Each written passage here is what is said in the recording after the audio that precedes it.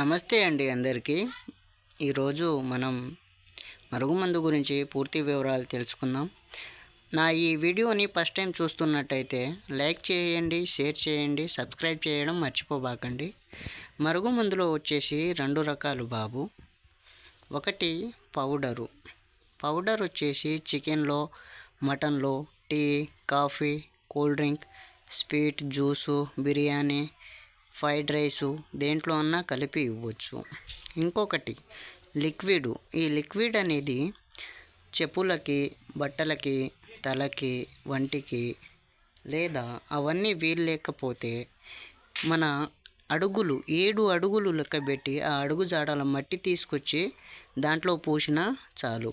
ఎంతటి ముండివారైనా సరే 24 గంటల్లోనే మన చెప్పు చేతుల్లోకి అనేది రావడం జరుగుతుంది.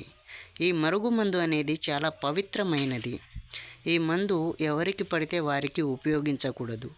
ఓన్లీ మంచిగా మన ఫ్యామిలీ మెంబర్కి మనకు ఎలా అయితే మంచి జరుగుతుందో వాళ్ళకే ఉపయోగించాలి. దీంతోపాటు మనం ఫోటో, చెప్పులు, ఎంట్రుకల ద్వారా వశీకరణ పూజ అనేది చేస్తాము. ఈ పూజ వచ్చేసి 11 రోజుల్లో రిజల్ట్ వస్తుంది బాబు. కావాల్సిన వారు కాల్ చేయగలరు.